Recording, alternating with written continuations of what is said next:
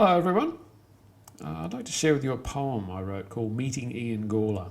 So I wrote this about a year ago. I went and did a meditation course down at the Yarra Valley Living Centre with Ian Gawler.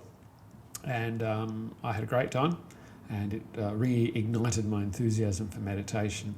And when I was there, I also bought his biography called The Dragon's Blessing, and I read that when I got back, and that was inspiring too. It's a great story. If you get a chance, have a read of it. So I wrote this, and it's sort of been sitting on my hard drive for about a year now, so I thought it was time to unleash it upon the public. So here we go. So this is called Meeting Ian Gawler. East of Melbourne, amongst the tall timbers where the Yarra Rivers meet, and kangaroos graze in the long hot days by winding country streets, I met a meditation teacher with a laid-back air. He'd once been a country vet, until his life was turned upside down and he was left to stand on just one leg. He had a cancer they said would kill him, and it was the start of a merry dance. He used science and guesswork and prayer and meditation just to give himself a fighting chance. He read and studied and pondered everything he could find. Ancient wisdom, the latest research, trying to separate truth from lies. And he conquered cancer. And then it came back. So he conquered it again, with lots of assistance and quiet persistence, and word of the miracle spread.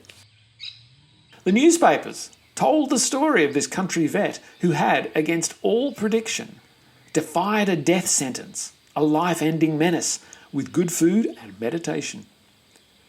And phone calls came from frightened people who'd been diagnosed with cancer.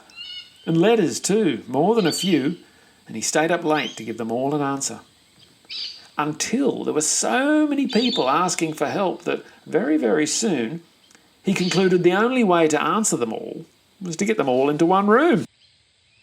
So he booked a room, and they came and listened, and a cancer support group was born. And soon there were more, and it wasn't long before there were more letters than ever before. And more telephone calls and more visitors, and there were more messages every time he looked, so he decided the only way to answer them all was to go and write a book. And after the book, he kept travelling and asking questions, and he visited scientists and sages, and then shared what he'd learned, combining modern science with the wisdom of the ages. And more books came, and TV shows and articles, and then he started teaching meditation courses. It was a long, long way from those early days when what he mostly healed were horses. When I met him, he had crutches and a cardigan and a caftan, and a real grandfather vibe.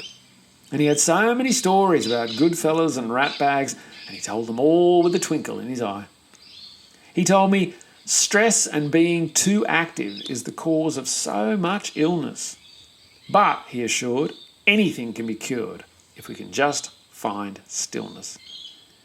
And there's always clouds, he said, coming and going until the day we die. But behind those clouds, there's always the stillness of that stainless clear blue sky.